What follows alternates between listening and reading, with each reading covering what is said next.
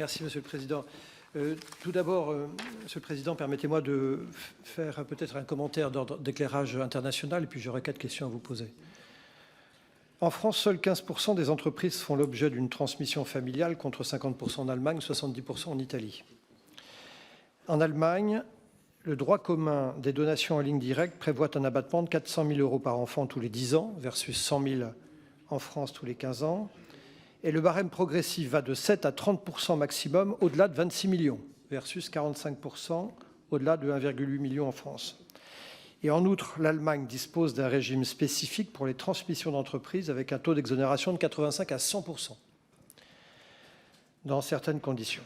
Donc, l'Allemagne a un dispositif qui est en réalité de transmission plus favorable. L'Italie, le droit commun des donations en ligne directe prévoit un abattement de 1 million par enfant, puis un taux forfaitaire de 4%, à comparer au taux marginal de 45% en France. La valeur d'une société commerciale y est déterminée par référence à une approche comptable basée sur la valeur de ses capitaux propres, ce qui conduit généralement à retenir une valeur éloignée de sa valeur vénale, telle qu'appliquée en France.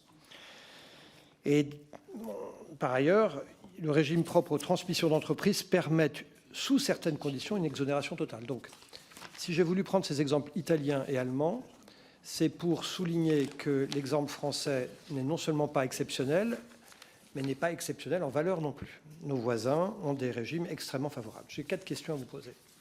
La première, et c'est intéressant parce que je fais une lecture tout à fait différente de celle du président Coquerel, je lis page 64, que l'impact de la loi est favorable, ouvrez guillemets, favorable, compris entre 10 et 20 points entre l'année de transmission et une décennie plus tard, page 64.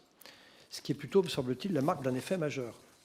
Et donc, la question que je vous pose, c'est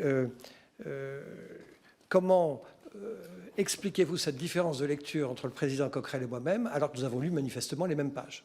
Moi, je vous lis un impact favorable, tel que vous le dites, et 10 à 20 points entre l'année de transmission et une décennie plus tard. Première question.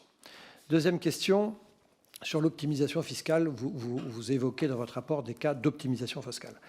En fait, quand on va dans le détail, on observe que, je vous cite, à l'occasion de certains contrôles, il a pu être constaté des DES, tentatives de contournement du dispositif, on est page 36, et le rapport note même qu'en 20 ans, il n'y a eu que 626 rappels qui se sont, je vous cite, principalement justifiés par le non-respect de la durée de conservation des titres, page 36.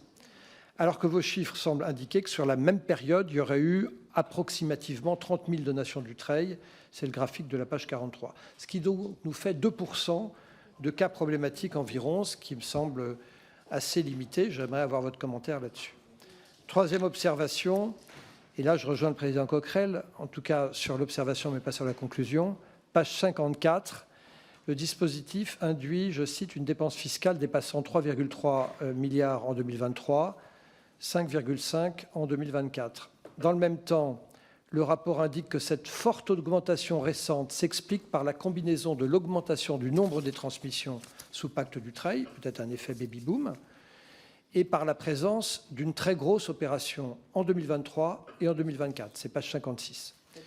Donc, les raisons de cette évolution que vous qualifiez vous-même de récente ne sont-elles pas liées d'une part, alors il y a l'effet démographique, et les chefs d'entreprise arrivent à la retraite, d'autre part l'incertitude politique de ces 2 années, puisque l'agitation fiscale a créé quelques inquiétudes, et on voit à chaque fois l'expression de celle-ci chez les dirigeants d'entreprise, et puis 2 successions spécifiques qui, par définition, ne sont pas appelées à se reproduire. Est-ce que l'on pouvons, sur la base de ces exceptions, conduire à remettre en cause l'ensemble du dispositif?